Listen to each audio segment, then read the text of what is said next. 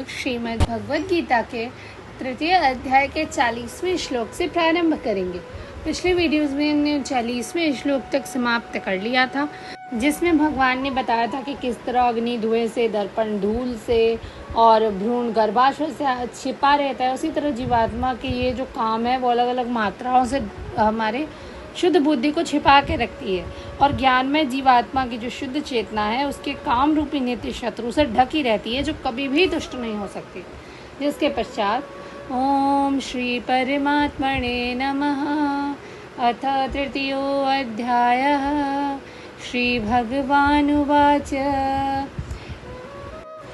इंद्रियाणि मनोबुद्धे अस्याधिष्ठानमुच्यते एतैर्विमोहयत्येष ज्ञानमावृत्य देहिनम्। इंद्रिया, मन तथा बुद्धि इस काम के निवास स्थान है। इनके द्वारा ये काम जीवात्मा के वास्तविक ज्ञान को ढक कर उसे मोहित कर लेता है, क्योंकि शत्रु के बद्ध जीव के शरीर के अलग अलग सामरित स्थानों पर अपना अधिकार कर लिया है। इसलिए भगवान कृष्ण उन स्थानों को संकेत कर रहे हैं जहाँ वो मिलेगा। मन हर इंद्रियों के कार्यकलापों का केंद्र बिंदु है। इसलिए जब हम इंद्रिय विषयों के संबंध में सुनते हैं तो मन इंद्रिय तृप्ति के समस्त भावों को आगार बन जाता है। इस तरह मन और इंद्रियां काम की शरण स्थली बन जाती हैं। इसके बाद बुद्धि ऐसी काम पूर्ण रुचियां की राजधानी बन जाती है। बुद्धि आत्मा के निकट पड़ोसिन है। काममय बुद्धि से आत्मा प्रभावित हो जाती है, जिससे उसमें अहंकार उत्पन्न होता है और वह पदार्थ से तथा इस प्रकार मन तथा इंद्रियों से अपना तादात्म्य कर लेता है। आत्मा को भौतिक इंद्रियों का भोग करने की लत पड़ जाती है, जिसे वो वास्तविक सुख मान बैठता है।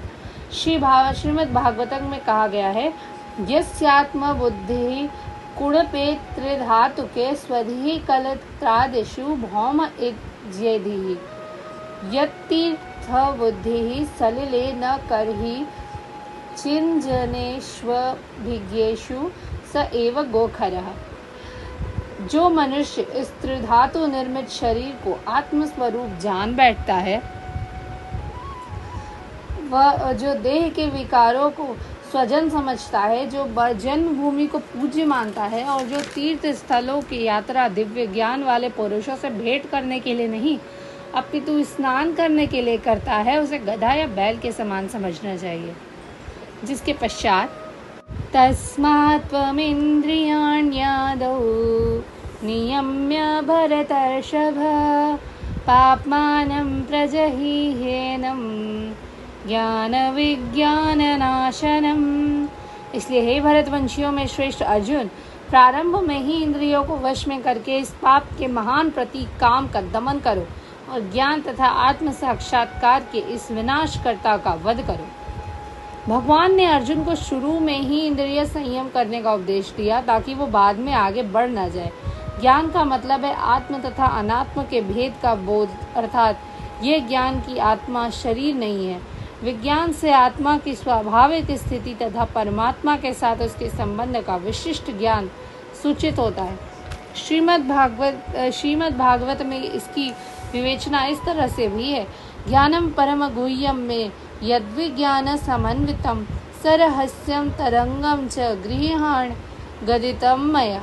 आत्मा तथा परमात्मा का ज्ञान अत्यंत गुह्य एवं रहस्यमयी है, किंतु जब स्वयं भगवान द्वारा इसके विविध पक्षों को विवेचना की जाती है तो ऐसा ज्ञान तथा विज्ञान समझा जा सकता है। भगवद गीता में हमें आत्मा का सामान्य तथा विशिष्ट ज्ञान तथा विज्ञान प्रदान करती है। जीव भगवान का अलग अलग अंश है, इसलिए वे भगवान की सेवा के लिए ही हैं। ये चेतना कृष्ण भावनामृत कहलाती है। इसलिए मनुष्य को जीवन के प्रारंभ से ही इस कृष्ण भावनामृत को सीखना है, जिससे वो पूर्णतया कृष्ण भावना भावित होकर उसी तरह के कर्म कर सके। काम ईश्वर प्रेम का विकृत प्रतिबिंब है और प्रत्येक जीव के लिए स्वाभाविक है। लेकिन अगर किसी को प्रारंभ से ही बता दिया जाए कृष्ण भावनामृत के बारे में, तो प्राकृतिक ईश्वर प्रेम काम के रूप में विकृत नहीं हो पाता। एक बार ईश्वर प्रेम के काम रूप में विकृत हो जाने पर इसके मौलिक स्वरूप को पुनः प्राप्त कर पाना दुसाध्य हो जाता है।